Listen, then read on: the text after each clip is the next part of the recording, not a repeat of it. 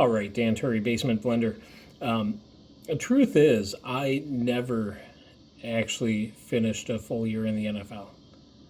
In fact, I didn't even play football in high school. But if I would have, I probably would have said something like 3-2-1 Rush, which means we're going to blend the Rush Creek Bourbon and Harvard, Illinois. Rush Creek Bourbon finished in honey barrel. 100% rye, and we're going to go with their double oak bourbon. So the honey, sorry, it's getting a little dark here, 82 proof, whatever proof, and whatever proof. This is 100. I can make out 100. This might be 92. I'm not sure. It's what happens when you're in a hotel room and you don't have good lighting. So let's do equal parts of each. You can say it with me while I do it. 3-2-1 Rush.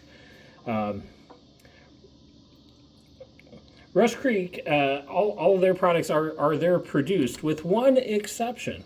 They actually do have a product on the shelf that is some of their source barrels from when they first started operations, something like 10 years back. And that's a 15-year whiskey. I did not buy a bottle of that one because I already bought these 3 bottles, plus a few more for friends that they needed me to pick up. But I think this is going to give some nice variety. Obviously, tried each of them. Each has a nice profile. I think together they should work. So again, double oak bourbon. Bourbon finished in honey cask, and that honey is produced right there on the farm, and then a straight 100% rye.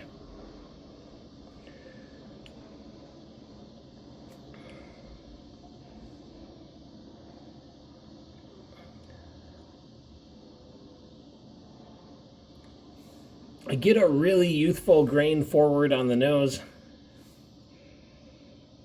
I definitely get some woodiness off the barrel.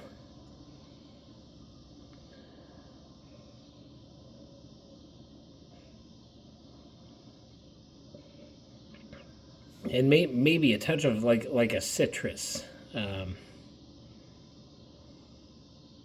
Like orange tangerine type.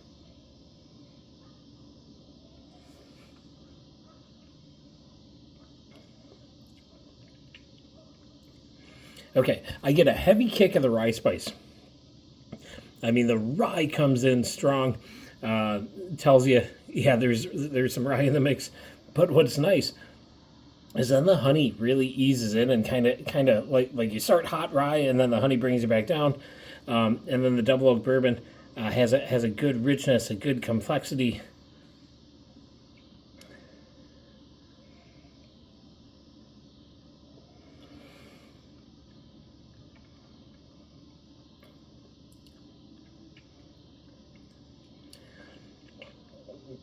Kind of getting a little bit of like a malty craft funk. It just got a weird nose on I'm sorry, a weird tail on the palate there. As it kind of shifted palate into the start of the finish. Almost kind of a woody cardboard type note. Which I didn't get off any of these individual. But that's what's fun when we blend. Sometimes it turns out, sometimes it's great. Other times I think these are bottles I'd probably do separate. I think it could be fun to do like a 2-to-1 of the honey with straight rye. That could be an interesting blend. The double oak has a lot of complexity to it. It's a great bourbon on its own. I don't think that needs me to mess around with and try anything new. So thanks for watching.